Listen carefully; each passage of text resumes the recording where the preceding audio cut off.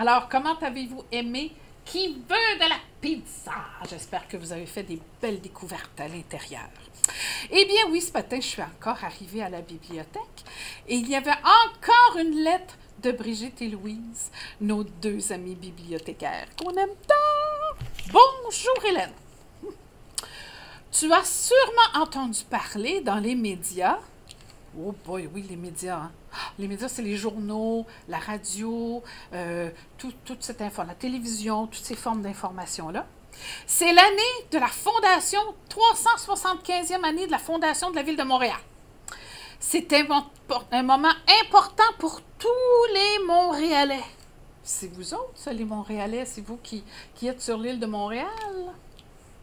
On a pensé que ce serait intéressant de trouver un livre qui résumerait l'histoire de Montréal, qui en parlerait à nos jeunes. Nous avons trouvé un très bon livre pour expliquer rapidement sa création et son développement. Voici Montréal, 375 ans d'histoire. Montréal, 300. Le voici.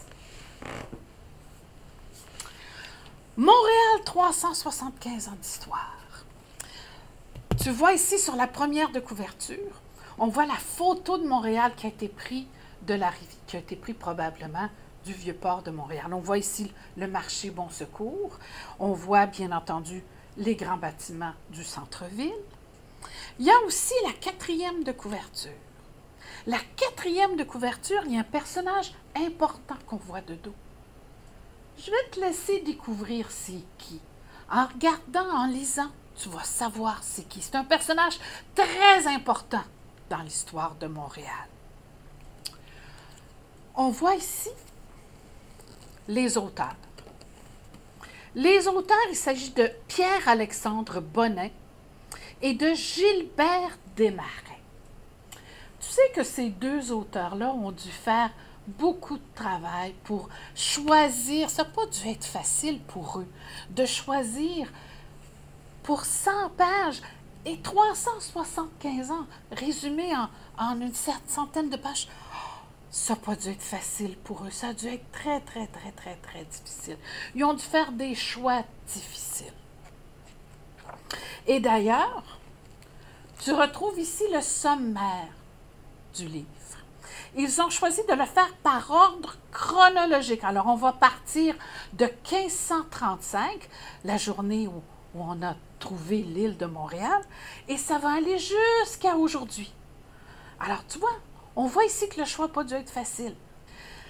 L'auteur a divisé ça en 44 chapitres qui répertorient en fait des thèmes. Alors, tu as le thème des gens célèbres, comme par exemple Paul Chemédé de Maisonneuve, quand même très important. Ça peut être, il y a aussi le thème des lieux. Alors, les lieux, ça peut être, oui, le Mont-Royal, c'est quand même un emplacement important. Ça peut être aussi des événements culturels. Des événements culturels, bien, comme tiens, quelque chose de plus proche de nous, le festival de jazz, ça peut être ça aussi. Il y a aussi des moments importants. Ah oui, oh mon Dieu, celui qui me vient à l'esprit, c'est octobre 1970. Mais ça, c'est une autre affaire. Donc, les auteurs ont divisé ça de cette façon-là. Ils ont abordé les thèmes de cette façon-là. Ensuite, si on regarde la structure de chacun des chapitres, on voit ici à l'entrée qu'il y a un petit texte qui te met en situation, mais tu dois remarquer qu'il y a une petite ressemblance à des documentaires que Nicolas t'a présentés au mois de janvier. Eh bien, il avait employé le terme de iconographie documentaire. Bien, c'est exactement la même chose qu'on reprend ici. Tu as l'information en petites capsules, à gauche et à droite, comme ça. Donc, ça te permet d'avoir une information rapidement. C'est comme un flash qu'on t'envoie. Il se peut que dans le texte, il y ait des mots de couleur. Ces mots de couleur-là vont t'envoyer, en fait, à un glossaire. Hein? On t'en a déjà parlé des glossaires. On a le terme glossaire ou lexique. C'est la même chose. Dans ce cas-ci, ils ont choisi le mot glossaire. Alors, pour chacun des mots de couleur que tu retrouves dans le texte, eh bien, tu as ici la définition, on t'explique, tu as l'explication de chacun de ces mots-là. On a aussi à la fin un index. Ah, l'index. Si tu veux avoir l'information rapidement, si tu as vraiment une chose que tu veux savoir, bien tu peux te référer à l'index qui te donne la page à laquelle tu vas trouver l'information. Écoute, je te laisse découvrir ce livre-là. C'est un livre à déguster comme un bon millefeuille, petite étape par petite étape, feuille après feuille, de savoureuses informations. Tu ne vas pas t'ennuyer avec ce livre-là, c'est garanti. Alors voilà, je te le laisse. Oups! J'avais oublié de te parler d'une section bien spéciale.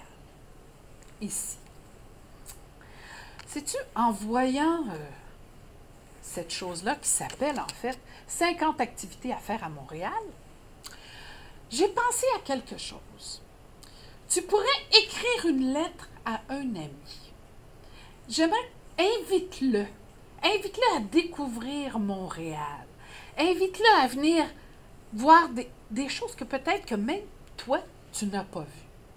En t'aidant de ce tableau, à la page 92 et 93, il y a des activités assez intéressantes à faire. Et même, il y en a 15 qui sont complètement gratuites. Oui. Pas d'excuses pour découvrir Montréal. Également, ce que tu pourrais faire, le nom de ton école. Est-ce que c'est un nom qui a rapport avec l'histoire de la ville de Montréal? Et si ce n'est pas ton école, c'est peut-être les rues environnantes autour de toi. Observe le nom des rues. Peut-être que toi, tu n'y penses pas, tu marches sur le trottoir ou tu te promènes en autobus, mais les noms des rues de Montréal, ça a une histoire. Savais-tu qu'il y a une société qui s'appelle la Société de toponymie du Québec, qui a la responsabilité de mettre les noms sur les rues? Les nouvelles rues, comme pas les anciennes, bien entendu, mais les nouvelles rues, ils doivent avoir des noms. Et ces gens-là choisissent les noms qui ont rapport avec l'histoire de la ville. Observe, pose des questions, regarde. C'est ça que j'aimerais que tu fasses. Et le dernier petit défi, je veux que tu dessines ton Montréal à toi. C'est quoi pour toi Montréal? Quelle est sa forme? Comment est-ce qu'elle est structurée? Voilà, c'est tout. Bonne chance. Au revoir au mois prochain.